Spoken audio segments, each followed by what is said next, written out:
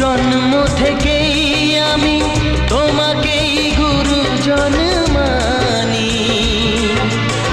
তুমি বাবা তুমি মা, তাই আমি আজীবন জানি। তবে কেন স্নেহের বাঁধন